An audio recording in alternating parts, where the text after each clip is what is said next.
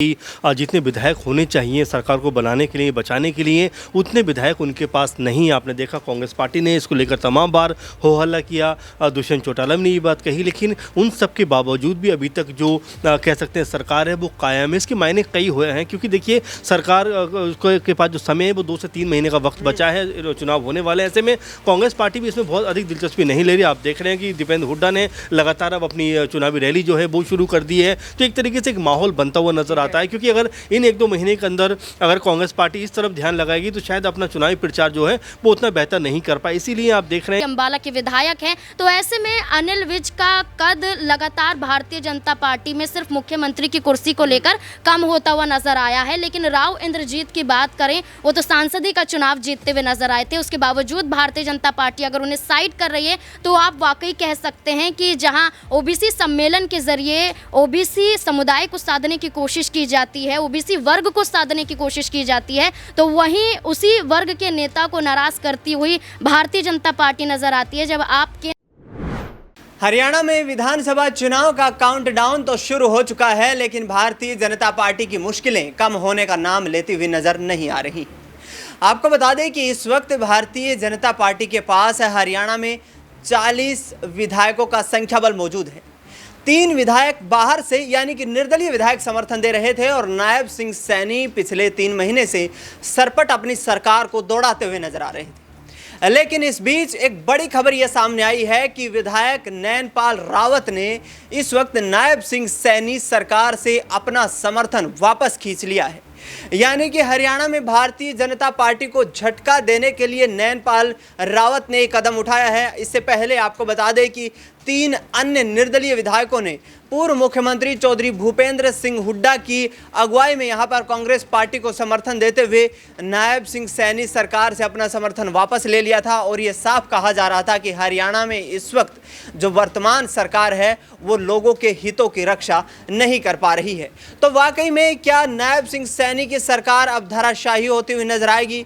क्योंकि 45 विधायकों की आवश्यकता उनके पास होनी चाहिए वर्तमान विधानसभा सदस्यों की संख्या को देखा जाए तो, और वर्तमान में नायब सिंह सैनी के पास सरकार चलाने के लिए महज 42 विधायकों का संख्या बल इस वक्त मौजूद है। और ऐसे में 3 महीने के बाद हरियाणा में विधानसभा के चुनाव भी होने वाले हैं। न्यूज़ रूम में मौजूद हूँ, तमाम सहयोगी जानने की कोशिश करेंगे। मेरे वरिष्ठ सहयोगी अमन जी मेरे साथ मौजूद हैं।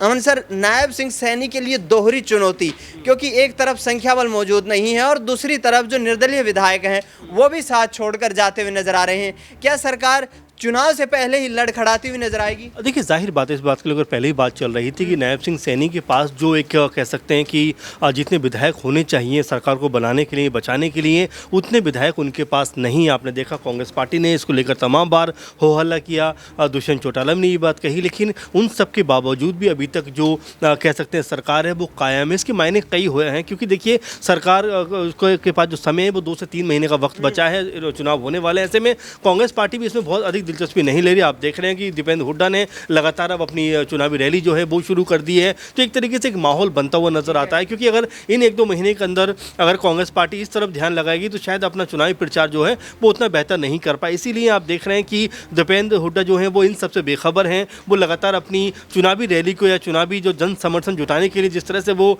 आगे बढ़ते हुए नजर आ रहे हैं मांगे जी बिल्कुल, और ये इस तरह से चीज़ों को कहीं ना कहीं वो बीजेपी के ऊपर दबाव बनाने का प्रयास कर रहे हैं कि भाई अगर बीजेपी ने 10 साल का अगर हिसाब किताब नहीं दिया तो यहाँ पर बीजेपी पूरी तरह से फेल्योर मानी जाएगी। बीजेपी ने कुछ ऐसा किया नहीं है जिसको लेकर वो कहीं ना कहीं लोगों के पास जाते हुए नजर आ जाएं। वहीं किसानों का मुद्दा उनके लिए अभी भी पूरी तरह से ज्वलंत मुद्दा है। इसके अलावा बेरोजगारी सबसे चरम सीमा पर दिखाई पड़ती है। तो ऐसे कई सारे ऐसे अहम मुद्दे हैं, ऐसे अहम चीज़ें हैं जिसको लेकर कांग्रेस पार्टी अब लोगों के बीच जा रही है। और देखिए जिस तरह से कल सोनीपत में भी देखा गया कि जब दीपेंद्र हुड्डा अपनी गाड़ियों में काफिले में मौजूद थे, वहाँ पर हुजूम लोगों का उमड़ पड़ा। तो यहाँ पर ये मानकर चले सत्ता परिवर्तन की जो कांग्रेस पार्टी बात करती हुई नजर आ रही है, हो सकता है उसमें अब जो है उनको काफ़ी फायदा मिलता हुआ नजर आए। क्योंकि अगर इस तरफ कांग्रेस पार्टी अपना ध्यान लगाएगी तो शायद उसका ध्यान बढ़ता हुआ नजर आएगा। इसीलिए इस सब मामले के ऊपर ऊपर कांग्रेस पार्टी की तरफ से कोई ज़्यादा बयानबाजी नहीं हो रही है। लेकिन अमन सर, एक बड़ा सवाल ये खड़ा हो जाता है कि जाट वोट बैंक यहाँ पर उसको कहीं ना कहीं दरकिनार करके ये जो तमाम खबरें सामने आ रही हैं, चाहे पार्टी संगठनों के नेताओं के हों, चाहे यहाँ पर सामाजिक संगठनों के नेताओं के हों, तो जाट वोट बैंक को दरकिनार करके क्या भारतीय जनता पार्टी एससी और ओबीसी वोट बैंक के आधार पर ही सरकार को रिपीट कर सकती है? क्या हैट्रिक लगाना संभव हो पाएगा? देखिए बिल्कुल, और समीकरण साधना ज़रूरी होता है। देखिए जातिगत समीकरण अभी भी हमारे देश की राजनीति में सबसे अहम कड़ी, सबसे अहम पड़ाव होता है। इसी मद्देनज़र बीजेपी भी तमाम तरह से दाव लगाती हुई नजर आती है। किरण की जो बीजेपी में एंट्री हुई उसका भी कहने के कारण ये नजर आता है, लेकिन क्या वाकई में बीजेपी के ये दाव उसके लिए कह सकते हैं इस बार सरकार बचाने में सफल हो पाएंगे? और क्या कांग्रेस पार्टी जिसने बड़ी मुश्किल से मशक्कत के बाद में इस बार 10 में से 5 लोकसभा सीटें जीत कर एक जो उम्मीद है कि हम विधानसभा में वापसी कर सकते हैं, उसको जो कायम किया है, कि आने वाले दिनों में उसके लिए वो कारगर साबित हो सकती है? और अभी से जैसा देखा जा रहा है कि दीपेंद्र हुड्डा उनके तमाम साथी जो चुनाव प्रचार में लग गए हैं, तो ये कहीं ना कहीं बीजेपी के लिए मुश्किलों में लाने वाला हो सकता है। और साथ में जो अमित शाह लगातार हरियाणा के दौरे कर रहे हैं, वो ये बताता है कि हरियाणा के अंदर बीजेपी बहुत स्ट्रांग इस समय नजर नहीं आ रही, इसीलिए कांग्रेस पार्टी अभी से अपनी बढ़त बनाने में लग गई है। 45 विधायकों की आवश्यकता यहाँ पर कहीं ना कहीं नायब सिंह सैनी को सरकार चलाने के लिए है, और दूसरी तरफ भूपेंद्र सिंह हुड्डा तमाम बयानबाजी करते हुए नजर आ रहे हैं कि नायब सिंह सैनी के पास नैतिकता के आधार पर सरकार चलाने का कोई अधिकार नहीं है। नाजमीन, क्या वाकई में ऐसा होता हुआ नजर आएगा कि अब कहीं ना कहीं बैकफुट पर बीजेपी आती हुई नजर आए? नायब सिंह सैनी क्या यहाँ पर कहीं ना कहीं उनका डाउनफॉल शुरू हो जाएगा? क्योंकि नैनपाल रावत के समर्थन वापस लेने से कहीं ना कहीं सरकार पर तलवार तो लटकती नजर आ रही है। देखिए बिल्कुल, यहाँ पर जिस तरीके से पूरा समीकरण आपने समझाया और जिस तरीके से आपने बताया कि जैसे कि 6 निर्दलीय विधायक थे और किस तरीके से 3 निर्दलीय विधायकों ने भारतीय जनता पार्टी को समर्थन ना देकर समर्थन वापस लेकर कांग्रेस पार्टी को अपना समर्थन दे दिया।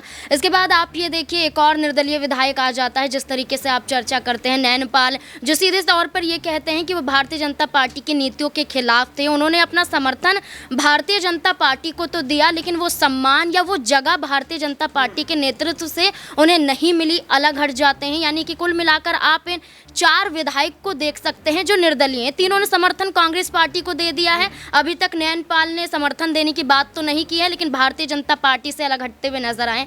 हलूपा की बात करें तो यहाँ पर वो विधायक अभी मौजूद हैं। क्या यहाँ गोपाल कांडा की बात करें तो वो विधायक मौजूद हैं जो भारतीय जनता पार्टी को अपना समर्थन दे रहे हैं। ऐसे में अगर वो भी वापस ले लेते हैं समर्थन, तो आप ये देखिए कि विधानसभा चुनाव से पहले राज्यसभा का चुनाव भी होना है, और राज्यसभा के चुनाव में भी विधायकों की संख्या बहुत महत्वपूर्ण मायने रखती है। ऐसे में देखा जाए तो अब भारतीय जनता पार्टी जो दावा कर रही थी कि राज्यसभा के चुनाव में हम प्रत्याशी आगे करने के लिए तैयार हैं, लेकिन कांग्रेस पार्टी जो अपने कदम पीछे खींच रही थी, कहीं ना कहीं अब इस आधार पर यह भी कहा जा सकता है कि दुष्यंत चौटाला सहमति दे रहे हैं। कांग्रेस पार्टी हो सकता है कि अब ऐसे मौके पर राज्यसभा के लिए आगे आती हुई नजर आए, और ये विधायक सीधे तौर पर अब कांग्रेस पार्टी के समर्थन में राज्यसभा के अंदर वोट करते हुए नजर आए। तो राज्यसभा में हो सकता है अगर ये सीट कांग्रेस पार्टी के पास चली गई, और उसके बाद विधानसभा चुनाव में ये विधायक खेल भी बिगाड़ सकते हैं, क्योंकि जिस तरीके से लगातार आप चर्चा करते हैं। नाजमीन, रोकना चाहूंगा यहाँ पर, क्योंकि जाट वोट बैंक के 2 बड़े राजनीतिक दल, एक तरफ कांग्रेस पार्टी, दूसरी तरफ दुष्यंत सिंह चौटाला या यूं कहें कि जननायक जनता पार्टी। क्या दोनों वोट यहाँ पर गुटों में यहाँ पर वोट बैंक का बिखराव देखते हुए Bharatiya Janata party OBC vote bank को टारगेट कर रही है? क्योंकि ग्रामीण और शहरी क्षेत्रों में ये वोट बैंक काफी अच्छी मात्रा में मौजूद है।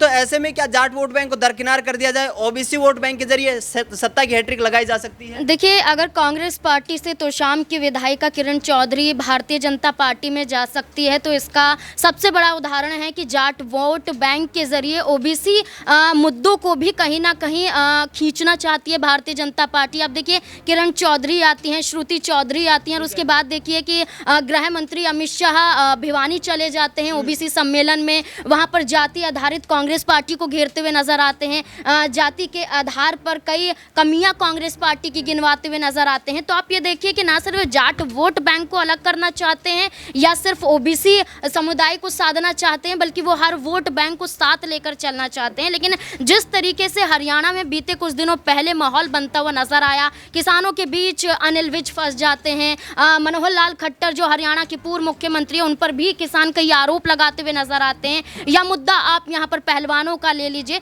तमाम मुद्दे हरियाणा में उठते हैं जो आज की स्थिति में भी देखें तो वो कहीं ना कहीं भारतीय जनता पार्टी पर भारी पड़ते हैं। लेकिन आखिरी सवाल पूछूंगा यहाँ पर, ओबीसी वोट बैंक का सबसे बड़ा चेहरा राव इंद्रजीत सिंह और दूसरी तरफ देखा जाए तो यहाँ पर दलित वोट बैंक का चेहरा अनिल विज।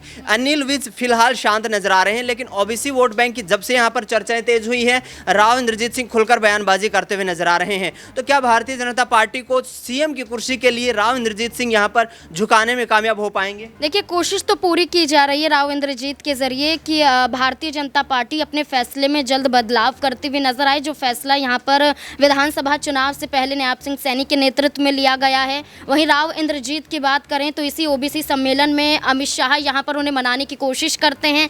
मनाने की कोशिशों में आप ये देखिए कि भारतीय जनता पार्टी जिस तरीके से अनिल विज को मनाने के लिए चंडीगढ़ पहुँच जाती है, नायब सिंह सैनी भी पहुँच जाते हैं। जब मुख्यमंत्री बने थे उस वक्त देखने को ये मिला कि मनोहर लाल खट्टर ये कहते हुए भी नजर आए थे कि अनिल विज एक ऐसे व्यक्तिगत रूप में नजर आते हैं जो नाराज तो हो जाते हैं लेकिन जल्द मान भी जाते हैं और करीबी रिश्ता है, दोस्त हैं और राजनीतिक रूप से भी देखा जाए तो भारतीय जनता पार्टी के एक वरिष्ठ नेताओं में गिने जाते हैं। 6 बार के अंबाला के विधायक हैं। तो ऐसे में अनिल विज का कद लगातार भारतीय जनता पार्टी में सिर्फ मुख्यमंत्री की कुर्सी को लेकर कम होता हुआ नजर आया है। लेकिन राव इंद्रजीत की बात करें, वो तो सांसदी का चुनाव जीतते हुए नजर आए थे। उसके बावजूद भारतीय जनता पार्टी अगर उन्हें साइड कर रही है तो आप वाकई कह सकते हैं कि जहां ओबीसी सम्मेलन के जरिए ओबीसी समुदाय को साधने की कोशिश की जाती है, ओबीसी वर्ग को साधने की कोशिश की जाती है, तो वहीं उसी वर्ग के नेता को नाराज करती हुई भारतीय जनता पार्टी नजर आती है। जब आप केंद्र में जगह नहीं देते, राज्य मंत्री बना देते हैं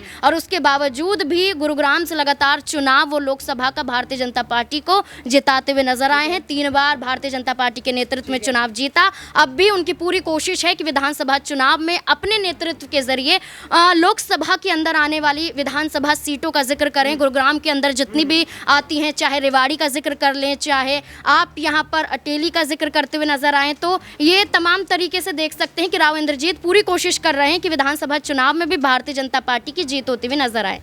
बिल्कुल, यहाँ पर राव इंद्रजीत सिंह की भी कोशिशें यही हैं कि पिछले 20 सालों से जिस कुर्सी का उन्हें इंतजार है, इस विधानसभा चुनाव में उनको मिल पाए। मनीष से आखिरी छोटा सा सवाल रहेगा।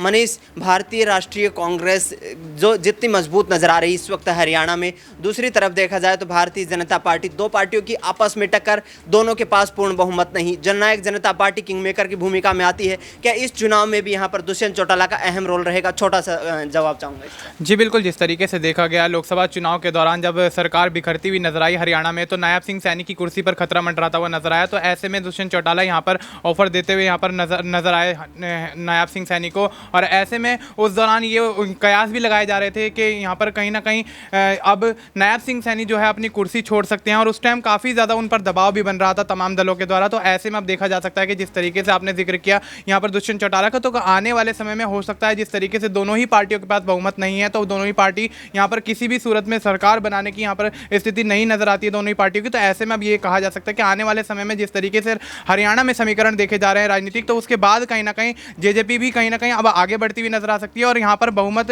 कहीं ना कहीं देखा जाए तो जिस तरीके से अगर कांग्रेस की बात करी जाए या बीजेपी की बात करी जाए, दोनों ही पार्टियां अगर बहुमत में नहीं रहती तो जेजेपी के साथ यहाँ पर कहीं ना कहीं गठबंधन की सरकार बनती हुई देखी जा सकती है। दिनेश, संघर्ष के रास्ते पर दुष्यंत सिंह चौटाला उतरते हुए नजर आ रहे हैं और उन्होंने साफ तौर पर कह दिया है कि चौधरी देवीलाल की नीतियों को आगे बढ़ाते हुए हरियाणा के किसान कमेरे की आवाज को उठाया जाएगा और हरियाणा में आने वाले वक्त में एक बड़ा सत्ता का परिवर्तन लाने का काम जननायक जनता पार्टी करती हुई नजर आएगी। देखना यह होगा कि हरियाणा विधानसभा चुनाव में किस तरीके से इन तमाम राजनेताओं के यहाँ पर सियासी संग्राम जो है उसमें किसको जीत मिल पाती है और कौन सियासी मैदान में जीत दर्ज करते हुए चंडीगढ़ का रास्ता तय करता है। फिलहाल इस पूरे मुद्दे पर आपकी क्या राय प्रतिक्रिया है, कमेंट बॉक्स में जरूर बताएं। देश दुनिया की तमाम बड़ी खबरों के लिए आप देखते रहिए SPN 9 न्यूज।